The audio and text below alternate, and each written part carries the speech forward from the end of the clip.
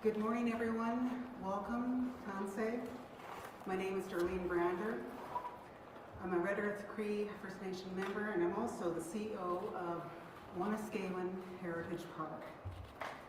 It is my distinct pleasure to welcome you all here today on this momentous occasion. Today we're broadcasting live from Saskatoon, Saskatchewan, in the heart of Treaty 6 territory and the homeland of the Métis. We pay homage to the many nations who have come here, the Cree, the Nakota, Lakota, Dene, and Saulteaux, amongst many. For over 6,400 years, people have gathered here at this beautiful sacred site. We have come here for ceremony, for trade, for hunting, and I'm proud to say, as an Indigenous woman, our ancestors have followed the bison to the site and called Opemihow Valley home for many, many generations. Today, the park continues this tradition as being a central meeting place and a gathering place, welcoming families, tourists, students to immerse themselves in the beauty and tradition of the Northern Plains Indigenous cultures. Over the past 32 years, we have welcomed many elders, knowledge keepers, chiefs, ministers, ambassadors, high commissioners, and even members of the royal family. And we have been honored and humbled to do so. Today, however, we are making history. Today, we welcome the Prime Minister of Canada. But before we get to the Prime Minister, I just want to make a note that you should know that Wanuskewin was born out of our community. Indigenous and non-Indigenous people working together to create this place, an environment for learning, a place where pride in self is fostered, a place where stereotypes are destroyed, a place where truth-telling happens, a place where reconciliation happens. We're so proud of the work that we have, and we're so proud of our partners like the federal government, and especially as we move towards UNESCO World Heritage designation, the first in Saskatchewan. And with that, I want to welcome Minister Dan Vandel, Minister of Northern Affairs.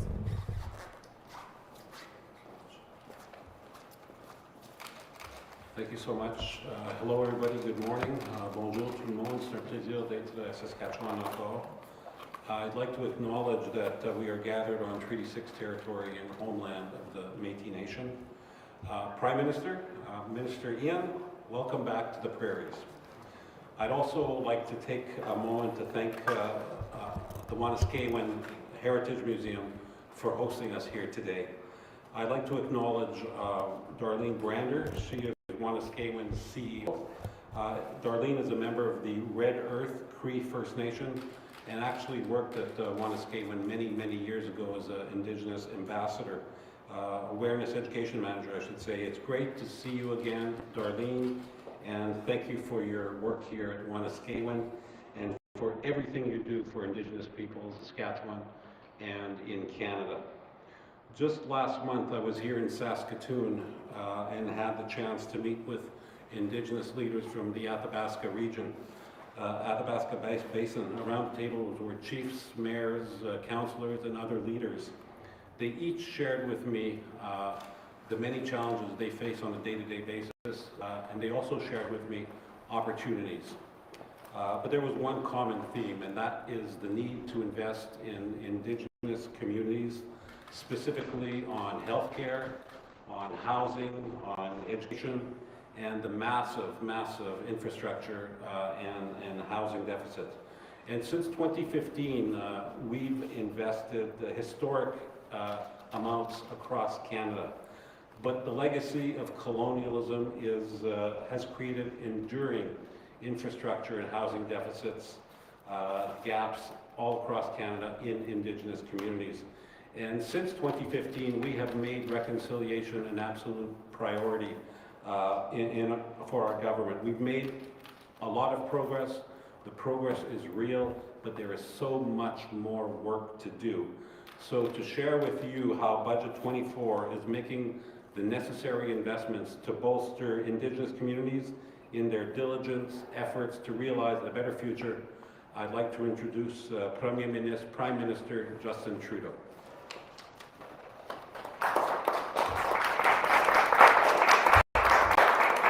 Merci Dan, je suis très content d'être ici aujourd'hui avec toi et avec Marcy à Saskatoon. I'm pleased to be here on Treaty 6 territory in the homeland of the Métis. Thank you, Darlene, for your welcome, for showing us this extraordinary place at Wanuskewin, the Wanuskewin Heritage Museum, and thank you also for the work you and your entire team do to tell the story of this land and its First Peoples.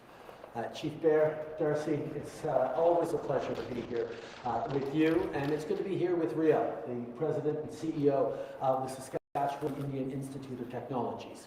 A little earlier, Riel, Darcy, and I had the pleasure of meeting inspiring students who are learning about robotics, virtual care, technology, and so many other innovative things that are making them the leaders of today and tomorrow for right here in their community, but also to impact communities across the country. SIIT is a First Nations governed educational institution that gives people the tools they need to succeed in an environment where they feel supported. This is what Budget 24 is all about, making sure everyone has what they need to succeed. We're investing in housing, technology, healthcare, childcare, small businesses, and school food. Notre budget cette année, c'est un plan pour donner une chance équitable à tout le monde, y compris les peuples autochtones, à réussir. Aujourd'hui, on est ici pour souligner nos mesures qui vont soutenir les communautés des Premières Nations, des Métis et des Inuits partout au pays, des mesures pour les soins de santé, l'éducation, le logement et les opportunités économiques. Of all those, let's start with healthcare.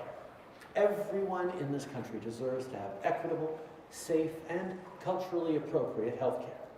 We know that remote communities face even greater challenges when it comes to accessing care.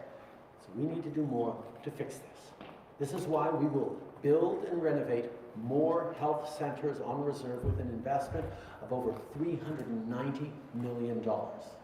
This funding will also improve the safety of primary care workers in remote and isolated First Nations communities.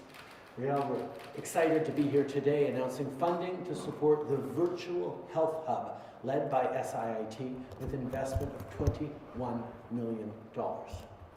The health gap that exists between Indigenous and non-Indigenous peoples is unacceptable, and we'll be there to support initiatives that will close it, like the virtual health hub that will be deployed at Whitecap Dakota First Nation. Of course, what we're announcing today is on top of the other investments we're making in healthcare across the country, including with a strong focus on mental health supports. A big part of our work to close gaps in healthcare and in other areas is education. We will increase access to post-secondary education with an investment of nearly $243 million. Since 2016, there's been close to a 50% increase of Indigenous peoples who have a post-secondary degree. For First Nations, that number is now over 60%. That means that more people are now employed in their communities, providing crucial services at home and in cities throughout the country. Le soutien qu'on apporte à la prochaine génération d'étudiants autochtones pour les études universitaires, collégiales ou postsecondaires va contribuer à un avenir plus prometteur, pas seulement pour les peuples autochtones, mais pour tous. For everyone to succeed, we need more housing as well, right across the country, including and especially in Indigenous communities. So to support the building of homes and infrastructure in First Nations, Inuit, and Métis communities, we'll invest over $1 billion. And that's on top of the $5 billion for housing and infrastructure that will go directly to your communities this year. On va aider à construire des logements, mais aussi des infrastructures dont les communautés ont besoin. Par exemple, ça prend des usines de traitement des eaux et des routes fiables vers les communautés éloignées pour pouvoir bâtir plus de logements. Et c'est exactement ce qu'on va aider à construire. And finally, I want to talk about what we're doing to create jobs and prosperity. Indigenous peoples have always been innovators, from trading, trapping, to establishing local, regional, or national organizations to bring in further investments to their communities. Indigenous nations need to be able to share in the benefits of natural resource and energy projects in their territories and on their own terms. We know, unfortunately, there are fewer options for securing capital, leading to increased borrowing rates that create a barrier to equity investment. Well, we're going to change that with the new Indigenous Loan Guarantee Program. This program will offer up to $5 billion in loan guarantees to make sure Indigenous communities can share in the benefits of natural resource and energy projects in their territories. Le programme de garantie de prêt pour les Autochtones va appuyer sur leurs priorités et créer de nouvelles opportunités économiques. C'est un programme qui va aider à réduire le nombre de personnes qui vivent dans des ménages à faible revenu, des résultats qui vont s'ajouter aux améliorations qu'on voit depuis 2015. Et en plus de ça, on va investir 388 millions de dollars pour soutenir les entrepreneurs autochtones et le tourisme, et pour créer des opportunités dans le domaine de l'énergie propre. Des bons emplois et une chance équitable de réussir pour tout le monde, c'est ça notre plan. Everyone deserves a fair chance to succeed. And when Indigenous people succeed, it means that Canada succeeds. Reconciliation will always be at the forefront of everything we do, including in this budget. So when Conservative politicians say they'll vote against this budget, that's what they'll be voting against.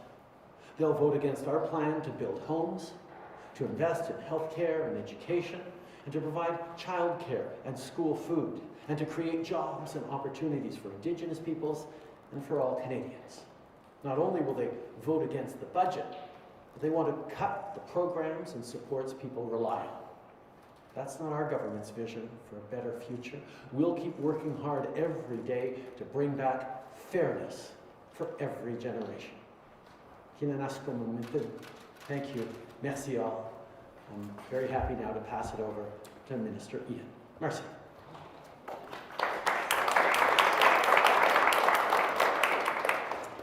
Prime Minister, thank you so much. Chief Barrett, it's great to be with you.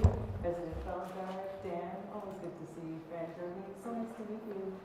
And great to see students over here on this side and the team from SIIT. I'm so glad that you're here with us. So Prime Minister, I want to start with this and say that as a former educator, and I say this truly believing that once an educator, always an educator, and as Canada's first Minister of Youth, you know, and all of us here know, how important education is. Education is the great equalizer. It can level the playing field. It makes things fair. Consider where we are right now. And Darlene, sacred site, a gathering place for thousands of years. Its connection to land, its connection to culture, linking past to present. Saskatchewan CEO Darlene Brander, your team, just want to thank you for keeping the history of this space alive. Thank you for teaching and leading so very well. Tout ce que vous faites ne passe pas inaperçu. Leadership, teaching. Earlier at the Saskatchewan Indian Institute of Technology, or SIIT, we had a tour and it was amazing. It featured cutting-edge, innovative technology. Things like remote presence robotics, which means patients can be served from a distance, or an AI-driven ultrasonography robot, which means that a woman in a remote community doesn't have to leave or travel a distance to get the medical attention she needs. She can stay in her community with support around her, with support with her. An example was given earlier, and it was an example about Lalash, Saskatchewan. Lalash being in a lockdown during the pandemic, and women still being able to get ultrasounds because of this technology, because of the technology at SIIT. That's what students are learning there. They're putting new innovative skills into action. And that's why this virtual healthcare hub is so important and why supporting the plan to make it a reality is vital. So I'm going to call out Trinity for a second. Trinity showed us this morning this really amazing tool. She called it a handle, and she made it with a 3D printer. She made it because her dad has challenges holding on to things, challenges with his hands. So she made this 3D printer grip that could hold like this, but a pen was a kind of affixed to it, so the pen could then be used, because it was affixed to that handle, to write. So it enabled her dad to write. This is the kind of things that are going on there. She said, my dad's got issues, and I'm gonna fix it. My dad's got challenges, I'm gonna fix it, and maybe help a lot of other people along the way. Can I just say we need a whole lot more Trinities, a whole lot more. The numbers are stark though. As of last year, StatsCan says 37% of Indigenous youth are less likely to attend post-secondary programs, and that's compared to 72% of their non-Indigenous counterparts. So we've got some work to do. The world is ever-changing, and quickly. Tech is reaching new heights, brand new heights. The leaders at SIIT know this all too well. So President Bellegarde and Professor Mendez, your teams, thank you for every single thing that you do. Your students are prepared to meet this moment because that is fair. I am pleased now to pass the mic to President Bellegarde.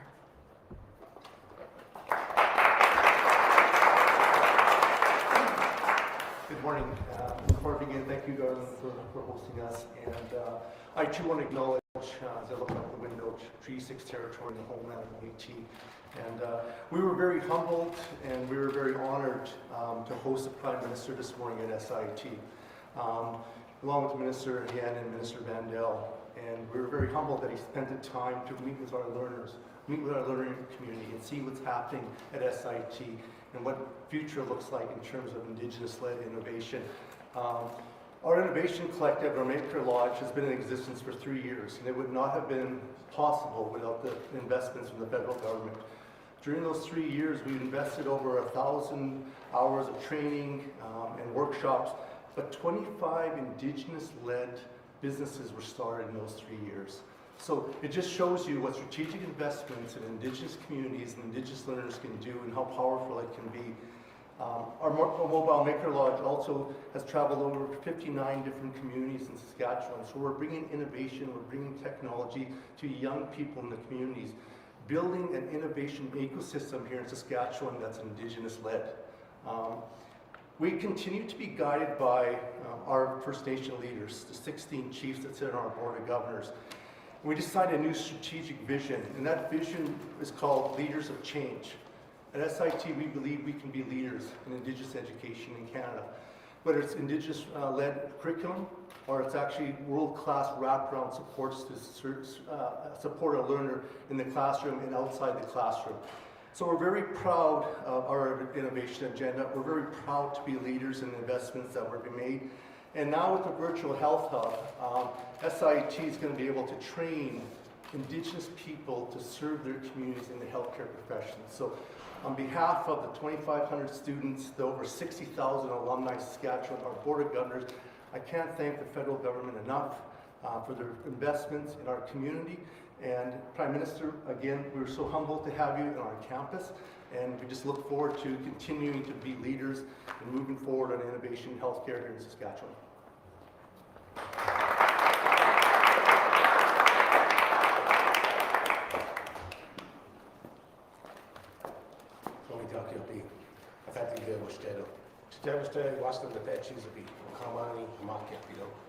I want to first of all welcome, of course, Prime Minister to Treaty 6 territory, but also Homeland Métis, but also Prime Minister, we talked about all the Dakota nations this year, and we have to make that reality because we, like every other First Nation, occupy both sides of the border, and many of them signed treaties here in Canada, but we have not yet. So we got to make that happen. We got to make that happen. And Mr. Vandell, Mr. Yen, welcome as well. Of course, we have Donnie, thanks for hosting us.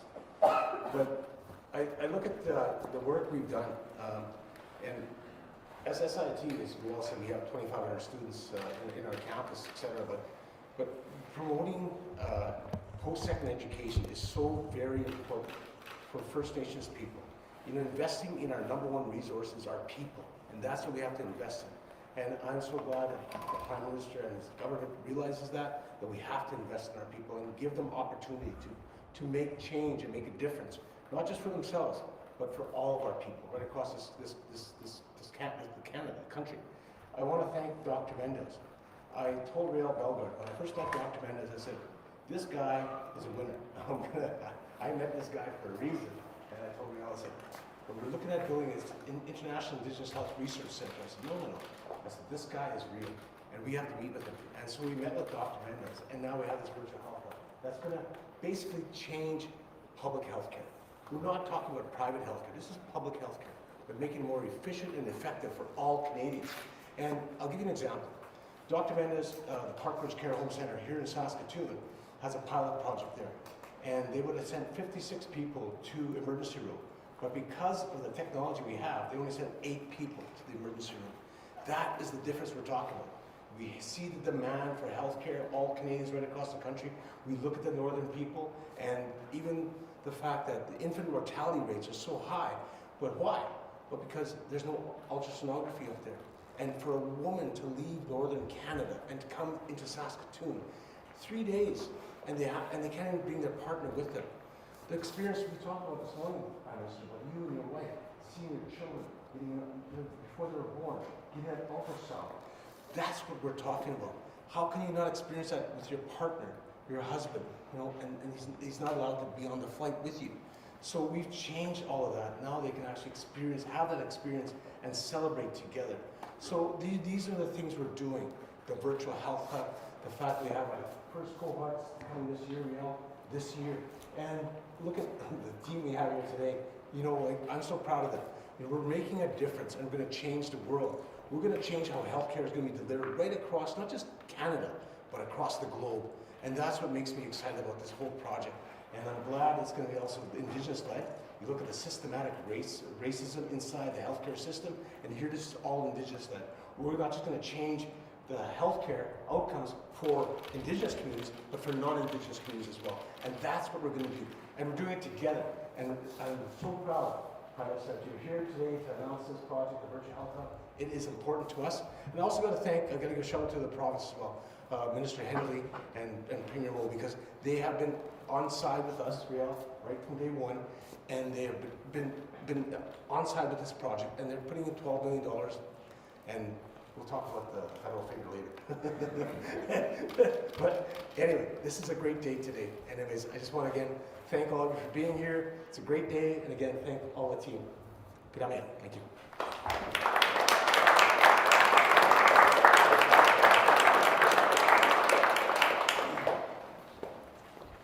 We will now start the press conference. Nous allons maintenant commencer avec la conférence de presse. First question goes to Kim Canadian Press. What do you have to say to your own former Finance Minister, Bill Morneau, who was and remains vocally opposed to the changes to the capital gains inclusion rate? This budget is focused on fairness. Reality is, for far too many young people, far too many millennial families, or Gen Zers, the dream of home ownership is getting further and further away every year, no matter how hard they work, no matter the side hustles they pull together. Rent is taking up a huger and huger part of their monthly budget. And the idea of setting aside to be able to save up for a down payment or eventually being able to get a mortgage seems further and further out of reach. That's why with this budget, we're bringing back fairness in the system for young people. And we're doing it by asking people who are the absolute wealthiest in this country to contribute a little bit more. I understand for some people this may cost more if they sell a cottage or a secondary residence.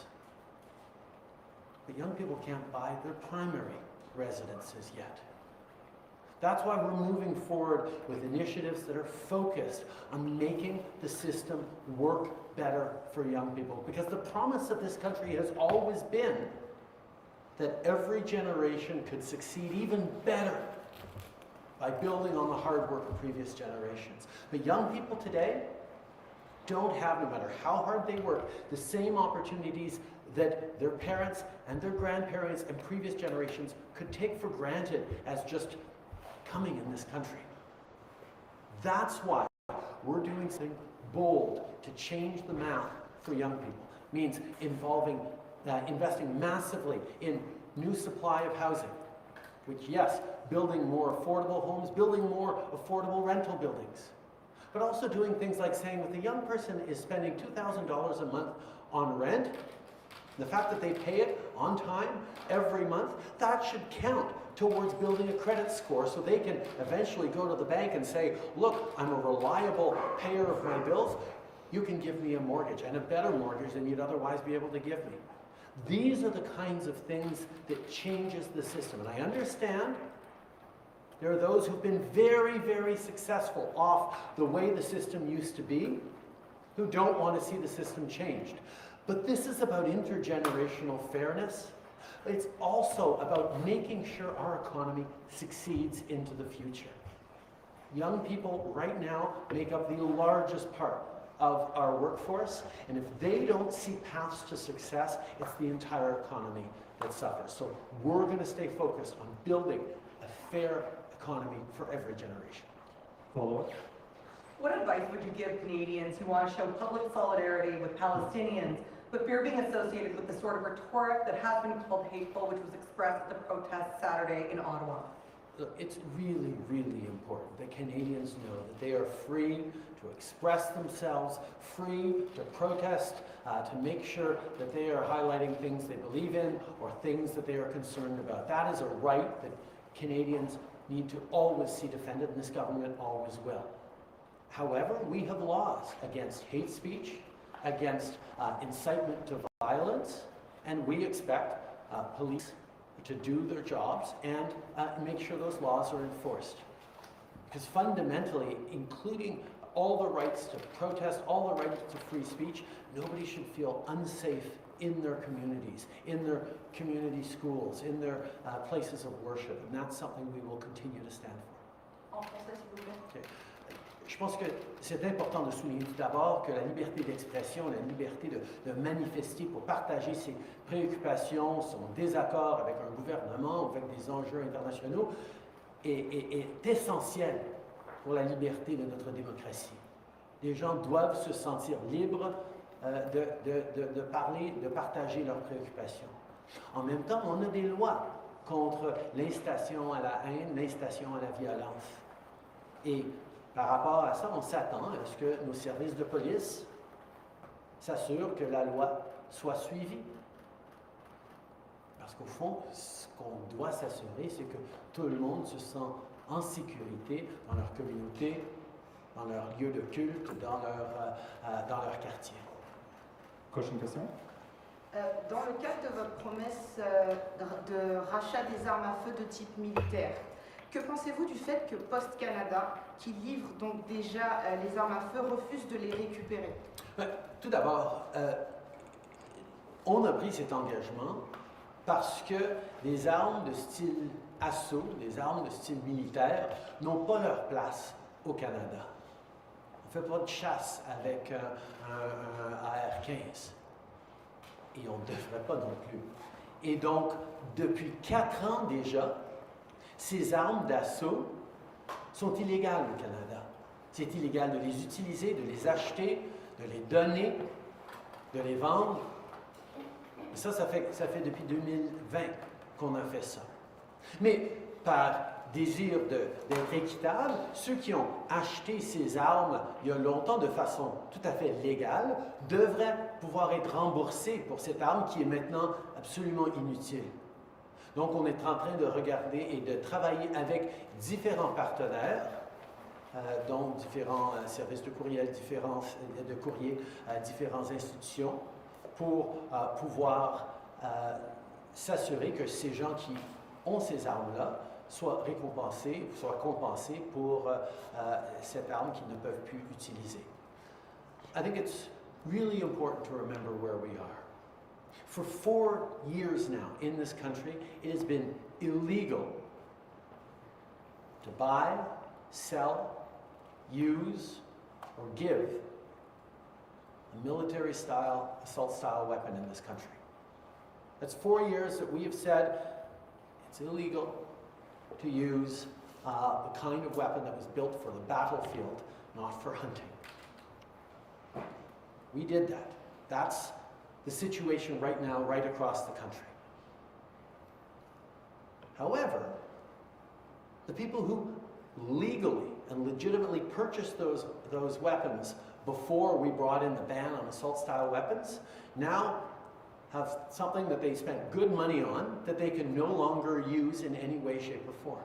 So as a government, we're saying, no, we're willing to compensate you for that. And we're working out the details on that compensation.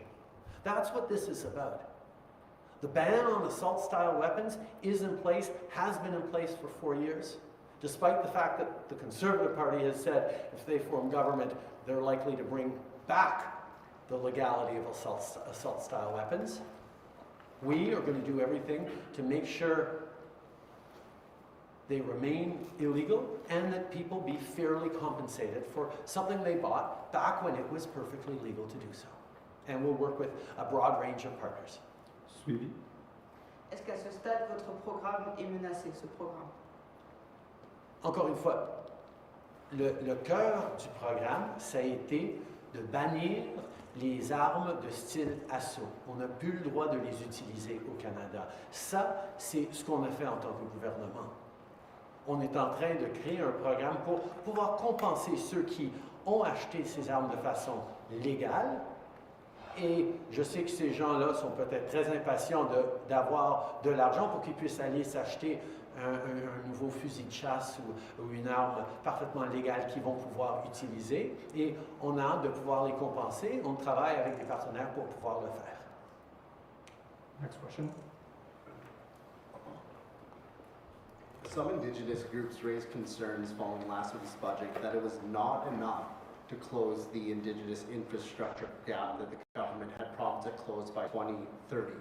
With a $9 billion investment, some estimates saying it could be in the $400 billion range to close the gap. At this point, do you think that goal can be achievable by 2030? And if so, what do you say to groups who are concerned that it may not happen? Oh, we know there is an awful lot more to do. Reconciliation is going to be the job of decades, if not of generations. But there is also real urgency to close the gaps as quickly as possible on housing, on education, on healthcare. These are the opportunities for investment and economic activities. And that's why we have invested tens of billions of dollars more than any previous government in Indigenous reconciliation, in economic partnerships, in opportunities for people in Indigenous communities to thrive and succeed just like everyone else in this country. Yes, we put forward $9 billion in investments in housing, in education, in economic reconciliation, in healthcare. But there's always going to be more to do for the coming years, and we're going to continue to step up in the real partnership that is at the heart of reconciliation. Follow-up. No follow-up. The Canadian Medical Association says the proposed changes to the capital gains taxation will affect doctors' retirement savings, and in turn it could affect recruitment and retention of physicians. Are you willing to make changes or exceptions for doctors? Someone making capital gains has to make more than $250,000 in capital gain profits to start to see the new changes of inclusion from 50% of capital gains to 2/3 of capital gains being included in their tax rates. We just don't think it's right that a student or an electrician or a teacher be paying taxes on 100% of their income, while others have the opportunities to use accountants and pay taxes on only 50% of that income. This is about fairness. This is about the fact that in order for people to succeed across this economy at all generations, we need young people to succeed. We need young people to be able to buy homes in the coming years. We need young people to be confident of the future that's going to have opportunities for them to build a family and build a future the way they want to. So yes, we are asking the most successful in this country to do a little bit more to make sure that everyone can see themselves in the success of this country. And that's something that it bewilders me a little bit that the Conservative Party is standing against. It was very clear over the weekend that they are not in favor of asking the wealthiest to pay a little bit more to create success for young people. I think that's wrong. Because the one thing that matters most to all Canadians, regardless of where you live in, regardless of what your background is, regardless of your approach or your abilities in life, people expect this country to be fair. And it's fair to ask those who've succeeded extraordinarily well to be there to make sure that a lot more people have the opportunity to succeed in the coming years through their hard work. Next question. The parliamentary budget officer has said that there could be some collateral damage from this policy, like older Canadians who have an investment property as a pension. What do you say to those who will be taxed at a higher rate when they sell their home, which was supposed to be their nest egg? We know that, well, first of all, very clearly, this change to capital gains does not affect anyone selling their primary residence. That is extremely important to know. This applies to people who have investments that are making more than $250,000 in a given year. So it is generous to make sure that people do get returns on their investments. It's just instead of getting taxed on 50% of their capital gains, they'll now get taxed on 2/3 of their capital gains. But at a time when young people have started to give up on the dream of eventually ever being able to own a home, it was really important to rebalance the situation. It was really important to make sure that young people can see that all the hard work they're doing is going to build them a better life, an opportunity for the future, an ability to buy a home in the community that they work in. Too many nurses, carpenters, police officers, and teachers have to live far outside of our big cities to commute into the big cities to teach, to work, to serve there. These are things we're turning on, including with ambitious programs like the Canada Builds program, with the Housing Accelerator, with investments in infrastructure to build the wastewater and various housing infrastructure that will allow for more housing to get built.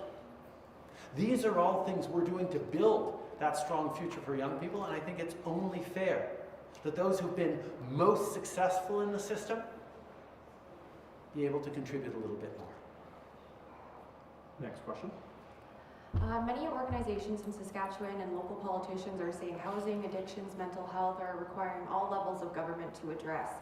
I'm kind of struggling to see a difference from previous funding investments compared to Budget 2024 measures. So how will the federal government ensure these investments make a true impact on Saskatchewan, seeing as our homelessness population, mental health, and drug addictions are at an all-time high? Well, we just signed a historic agreement with Saskatchewan a number of weeks ago on healthcare, including addressing mental health and addictions. Last year, we put forward $200 billion in investments on healthcare over the next 10 years. And we're working with provinces across the country to make sure that that money flows where it's most needed. So that was last year's investments that, of course, roll out this year and over the next 9 years. So that's already significant support. On top of that, this year, significant investments in the budget to combating homelessness and to making sure there's opportunities for housing people who are dealing with a range of issues, whether it's mental health issues, addiction issues, or just the intergenerational trauma that so many descendants of residential school survivors are struggling with every single day. These are investments that we're busy making in partnership with provinces and municipalities to do that. But we're going to continue to push for more ambition, for more investment from all orders of government, because as much as the federal government can do, we can't do it alone, which is why we're encouraging provinces like Saskatchewan and municipalities to look for ways to unlock more public lands, to build more homes, particularly supportive housing for people who have particular needs, and make sure that affordable housing stock is increased so everyone can see themselves in secure long-term housing. Next question. What do you say to farm families because of the capital gains rate going up? What do you say to farm families who are now facing a bigger tax bill trying to pass down the family farm to their children? We made a number of changes over the past years to make it easier for farm families to pass along their farms to next generations. At one point, it was easier and less expensive to sell your farm to a perfect stranger than to pass it on to a son or daughter. And that was wrong. That's why we actually made those changes a number of years ago, and we're going to continue to make sure that it is fair. Because fairness is at the heart of this budget and our approach to government. And we're going to be there to support farm families as they do the extraordinarily essential work of putting food on tables of Canadians right across the country, and indeed increasingly feeding the world. Nous allons toujours s'occuper des familles et en agriculture. Nous reconnaissons à quel point il y a des défis particuliers aux familles qui livrent la nourriture pour le pays et de plus en plus pour le monde, et on va être là pour travailler avec eux. Last question. You were here in January of last year at Finals, and back again this year. Last year you did not have a chance to meet with Premier Scott Moe, and this year there's no plan to meet with him again. I know he's been wanting to meet with you to speak about the carbon tax, so why no meeting this time around? As we always do, we let the Premier's office know I was coming to town, and they said that's good. We don't need a meeting right now, or they weren't able to organize a meeting right now. That's fine. I'm always happy to talk about the fact that we're putting a price on pollution right across the country that puts more money back in the pockets of families in Saskatchewan.